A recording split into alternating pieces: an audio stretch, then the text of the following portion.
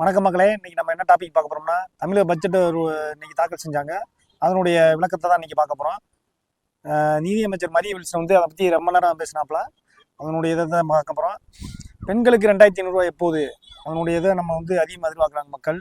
அது எப்போ வரும்னா, தமிழக வந்து வருவாய் வந்து ரொம்ப கம்மியாக இருக்குது.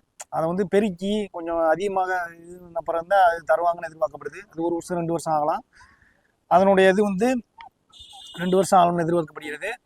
அது மற்ற திட்டத்தை பார்க்க போகும்போது, அரசு மருத்துவமனையில் பிறக்கும் குழந்தைகளுக்கு 1 கிராம் மோதிரம், தாய்மாமன் தங்க மோதிரம் திட்டம் வந்து அறிவிச்சிருக்காங்க. அதுக்கு வந்து 560 கோடி செலவு நிதி ஒதுக்கீடு பண்ணியிருக்காங்க.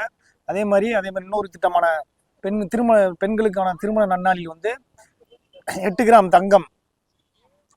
தங்க நாணயம் ப்ளஸ் பட்டு புடவை அண்ணனின் சீராக இது வழங்கப்படும் சொல்லியிருக்காங்க. இதுக்கு வந்து 812 கோடி ரூபாய் நிதி ஒதுக்கீடு பண்ணியிருக்காங்க. இதே மாதிரி மீன்பிடி தடைக்காலம், அது வந்து மீனவர்களுக்கு வந்து 6000 இருந்துச்சு, அதை 7000 உயர்த்தி வழங்குறாங்க. அதனுடைய உதவித்தொகை நிதி ஒதுக்கீடு வந்து 135 கோடி.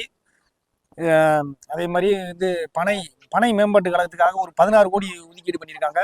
அதே மாதிரி தூத்துக்குடி, நெல்லை ஆகிய மாவட்டங்கள் வந்து விண்வெளி முதலீட்டு மண்டலமாக அறிவிக்கப்படும் சொல்லியிருக்காங்க. அதே மாதிரி ஏஐ தொழில் நிறுவனங்கள் உருவாக்கப்படும். அதே மூலம் 5 லட்சம் இளைஞர்களுக்கு வேலைவாய்ப்பு வழங்கப்படும் சொல்லியிருக்காங்க.